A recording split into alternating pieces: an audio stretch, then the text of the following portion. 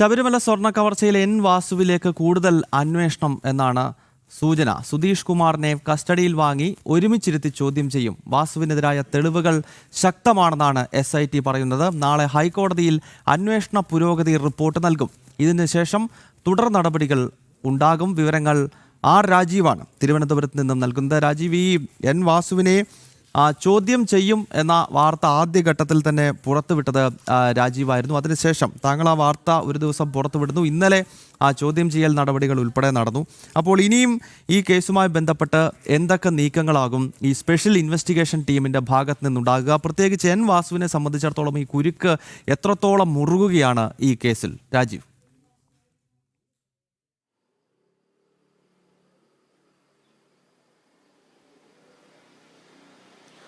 ഗൗതം, ഏതായാലും വളരെ നിർണായകമായ നീക്കത്തിലേക്ക് അന്വേഷണ സംഘം കടക്കുന്നു എന്നതാണ് ഈ ഘട്ടത്തിൽ നമുക്ക് പറയാൻ കഴിയുന്നത്. എൻ വാസുവിന് കുരുക്ക് മുറുകുന്നു എന്ന കാര്യത്തിൽ ഒരു സംശയവുമില്ല. എൻ വാസുവിനെതിരായ തെളിവുകൾ വളരെ ശക്തമാണെന്നാണ് SIT പറയുന്നത്. കാരണം എൻ വാസുവിനെ ചോദ്യം ചെയ്തപ്പോൾ തനിക്ക് ഒന്നും അറിയില്ല, തനിക്ക് ഉണ്ണികൃഷ്ണൻ പോറ്റിയെ നേരിട്ട് പരിചയമില്ല എന്ന പഴയ നിലപാട് എൻ വാസു ആവർത്തിക്കുകയായിരുന്നു. എന്നാൽ അങ്ങനെയല്ല, വാസുവിന് ഉണ്ണികൃഷ്ണൻ പോറ്റിയെ അറിയാം എന്ന് തെളിയിക്കുന്ന ചില രേഖകളൊക്കെ നിലവിൽ അന്വേഷണ സംഘത്തിന് ലഭിച്ചിട്ടുണ്ട്. അതുകൊണ്ട് തന്നെയാണ് ഈ സുധീഷ് കുമാറിനെ ഒപ്പം വരുത്തി എൻ വാസുവിനെ വീണ്ടും ചോദ്യം ചെയ്യാനുള്ള തീരുമാനത്തിലേക്ക് SIT എത്തിയിരിക്കുന്നത്.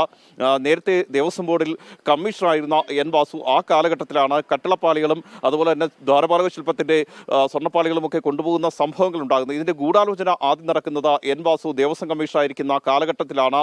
ഇതുമായി ബന്ധപ്പെട്ട രേഖകളും നിലവിൽ അന്വേഷണ സംഘത്തിന് ലഭിച്ചിട്ടുണ്ട്. കട്ടിളപ്പാളികൾ കൊണ്ടുപോകുന്ന സമയത്ത് ദേവസ്വം കമ്മീഷണറായിരുന്ന എൻ വാസു കൂടി ഈ സംഭവങ്ങളൊക്കെ അറിഞ്ഞിട്ടുണ്ട് എന്നാണ് സുധീഷ് കുമാർ, ശബരിമല മുൻ എക്സിക്യൂട്ടീവ് ഓഫീസർ കൂടിയായ സുധീഷ് കുമാർ നൽകിയിരിക്കുന്ന മൊഴി.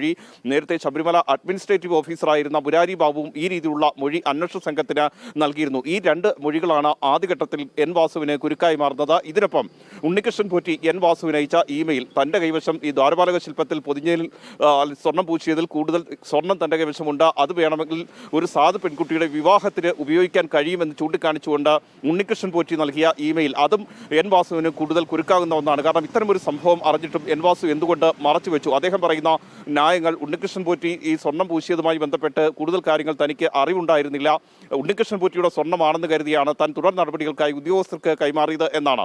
എന്നാൽ അന്വേഷണ സംഘം പറയുന്ന ഏറ്റവും പ്രധാനപ്പെട്ട ഒരു കാര്യമെന്ന് പറയുന്നത്, ശബരിമല മുൻ എക്സിക്യൂട്ടീവ് ഓഫീസറായിരുന്ന സുധീഷ് കുമാർ ദേവസ്വം ബോർഡ് പ്രസിഡന്റായിരിക്കെ എൻ വാസുവിന്റെ PA ആയി പ്രവർത്തിച്ചിട്ടുണ്ട്. ആ PA സുധീഷ് കുമാർ ഉള്ളപ്പോൾ എന്തുകൊണ്ട് ഉണ്ണികൃഷ്ണൻ പോറ്റി ഈ ദ്വാരപാലക ശില്പത്തിൽ സ്വർണം പൂശിയ സംഭവം എൻ വാസു അറിഞ്ഞില്ല എന്നതാണ് അന്വേഷണ സംഘം ചോദിക്കുന്നത്. അങ്ങനെയെങ്കിൽ എൻ വാസുവിന്റെ ഭാഗത്ത് നിന്നും വളരെ കൃത്യമായ വീഴ്ച സംഭവിച്ചിട്ടുണ്ട്.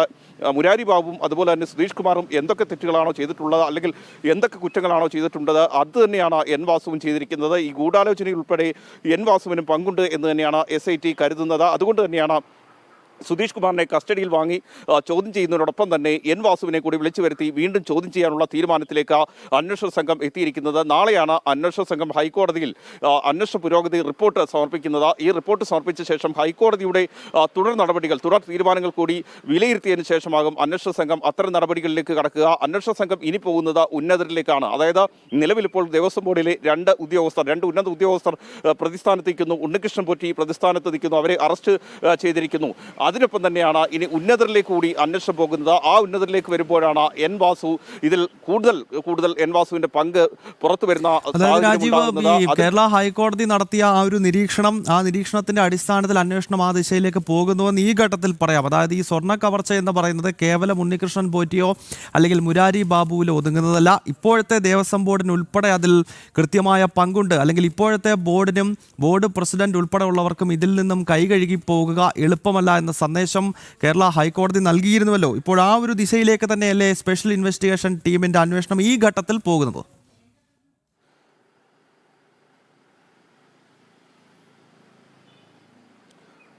തീർച്ചയായും ഗൗതം, അങ്ങനെ തന്നെ പറയേണ്ടി വരും. കാരണം ഹൈക്കോടതിയുടെ കൃത്യമായ നിരീക്ഷണം ഈ കേസിലുണ്ട് എന്ന് നമ്മൾ മനസ്സിലാക്കണം. ഹൈക്കോടതിയിൽ 42ഓളം റിപ്പോർട്ടുകളാണ് സ്പെഷ്യൽ കമ്മീഷണർ, അതായത് ഹൈക്കോടതി നിയോഗിച്ചിരിക്കുന്ന സ്പെഷ്യൽ കമ്മീഷണർ നൽകിയിരിക്കുന്നത്. ഈ ശബരിമല ദ്വാരപാലക ശില്പം കടത്തിയതുമായി ബന്ധപ്പെട്ടും കട്ടിളപ്പാളികൾ കടത്തിയതുമായി ബന്ധപ്പെട്ടും ശബരിമലയിൽ എന്തൊക്കെയാണ് നടന്നിരിക്കുന്നത് എന്ന് ചൂണ്ടിക്കാണിക്കുന്ന 42ഓളം റിപ്പോർട്ടുകൾ ഹൈക്കോടതിക്ക് മുന്നിലുണ്ട്. അതുകൊണ്ട് തന്നെ ഈ അന്വേഷണ സംഘത്തിന് ആരെയെങ്കിലും രക്ഷിച്ച് മുന്നോട്ട് പോകാൻ കഴിയില്ല. കാരണം ഹൈക്കോടതിയാണ് ഈ കേസിന്റെ മേൽനോട്ടം നിർവഹിക്കുന്നത്. ഹൈക്കോടതിയിലാണ് അന്വേഷണ പുരോഗതി റിപ്പോർട്ട് സമർപ്പിക്കേണ്ടത്. 10 ദിവസം കൂടുമ്പോൾ ഈ അന്വേഷണ പുരോഗതി റിപ്പോർട്ട് ഹൈക്കോടതി വളരെ വിശദമായി തന്നെ പരിശോധിക്കുന്നുണ്ട്. ഈ ഒരു സാഹചര്യത്തിൽ ആരെങ്കിലും രക്ഷിക്കാൻ അന്വേഷണ സംഘം ശ്രമിക്കുകയാണെങ്കിൽ ഹൈക്കോടതിയിൽ നിന്നും തിരിച്ചടി ഉണ്ടാകാനുള്ള സാധ്യതയുണ്ട്. മാത്രമല്ല, നമ്മൾ നേരത്തെ പറഞ്ഞതുപോലെ കേന്ദ്ര ഏജൻസികൾക്ക് ഈ അന്വേഷണം കൈമാറാനുള്ള സാധ്യത നിലനിൽക്കുന്നുണ്ട്. കേന്ദ്ര ഏജൻസികൾക്ക് ഹൈക്കോടതി ഇടപെട്ട് അന്വേഷണം കൈമാറുകയാണെങ്കിൽ അത് ഒരുപക്ഷെ കൂടുതൽ ഉന്നതരിലേക്ക്, ഞാൻ സൂചിപ്പിക്കുന്നത് ദേവസ്വം ബോർഡ് പ്രസിഡന്റോ അല്ലെങ്കിൽ ദേവസ്വം ബോർഡ് അംഗങ്ങളോ ഉദ്യോഗസ്ഥരോ മാത്രമല്ല, അന്നത്തെ ദേവസ്വം മന്ത്രി ഉൾപ്പെടെയുള്ള ഉന്നതരിലേക്കും മുഖ്യമന്ത്രി ഉൾപ്പെടെയുള്ളവരിലേക്കും ഇത് പോകാനുള്ള ഒരു സാധ്യത നിലനിൽക്കുന്നുണ്ട്. അതുകൂടി കണക്കിലെടുത്തുകൊണ്ടാണ് അന്വേഷണ സംഘം ഇപ്പോൾ ഇങ്ങനെ ഒരു നീക്കം നടത്തുന്നത്. മുൻ ദേവസ്വം ബോർഡ് പ്രസിഡന്റും മുൻ ദേവസ്വം കമ്മീഷണറുമായിരുന്ന എൻ വാസുവിന് ഇതിൽ കൃത്യമായി പങ്കുണ്ട് എന്ന നിഗമനത്തിലേക്ക് അന്വേഷണ സംഘം എത്തുന്നത്. ഏതായാലും ഹൈക്കോടതിയിൽ ഇതുമായി ബന്ധപ്പെട്ട വിശദമായ റിപ്പോർട്ട് തന്നെ സമർപ്പിക്കും. ഈ വിശദമായ റിപ്പോർട്ട് സമർപ്പിച്ചതിന് ശേഷമാകും മറ്റ് തുടർ നടപടികൾ എന്നാണ് അന്വേഷണ സംഘം വ്യക്തമാക്കുന്നത്. അത് നാളെ തന്നെ അന്വേഷണ പുരോഗതി റിപ്പോർട്ട് സമർപ്പിക്കുന്നുണ്ട്. ഇതിനുശേഷം സുധീഷ് കുമാറിനെ കസ്റ്റഡിയിൽ വാങ്ങി ചോദ്യം ചെയ്യും. ഈ കസ്റ്റഡിയിൽ വാങ്ങി ചോദ്യം ചെയ്യുമ്പോഴാണ് എൻ വാസുവിനെ കൂടി വിളിച്ചു വരുത്തുന്നത്. എൻ വാസുവിനെ കൂടി വിളിച്ചു വരുത്തി ഇരുവരെയും ഒരുമിച്ചിരുത്തി ചോദ്യം ചെയ്യും. ഈ ഒരുമിച്ചിരുത്തി ചോദ്യം ചെയ്യുന്നതിന്റെ കാര്യം ഞാൻ നേരത്തെ പറഞ്ഞതുപോലെ N Vasu Devaswom board president ആയിരിക്കെ അദ്ദേഹത്തിന്റെ PA കൂടിയായിരുന്നു സുധീഷ് കുമാർ.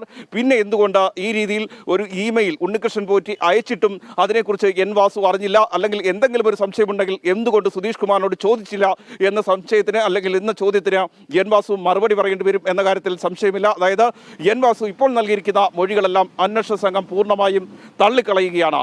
ഗൗതം, ശബരിമല സ്വർണ്ണക്കവർച്ചയുമായി ബന്ധപ്പെട്ട കേസിൽ സ്പെഷ്യൽ ഇൻവെസ്റ്റിഗേഷൻ ടീമിന്റെ അന്വേഷണം കൃത്യമായി എൻ വാസുവിലേക്ക് നീങ്ങുകയാണ്. വാസുവിന്റെ അറിവോടുകൂടി തന്നെയാണ് ഈ സ്വർണ്ണക്കവർച്ച നടന്നത് എന്ന നിഗമനത്തിലാണ് SIT ഇപ്പോഴുള്ളത്. ആദ്യം തന്നെ ജനം TV-യാണ് വാസുവിന് കുരുക്ക് മുറുകുന്നു എന്ന വാർത്ത പുറത്തുവിട്ടത്. അത് കൃത്യമായി ശരിവെക്കുന്ന രീതിയിൽ ഓരോ ദിവസവും SIT-യുടെ വളരെ പ്രധാനപ്പെട്ട മൂവ്മെന്റുകൾ നടക്കുന്നു എന്നത് R. രാജീവ് തിരുവനന്തപുരത്ത് നിന്നും ചൂണ്ടിക്കാണിക്കുന്നു.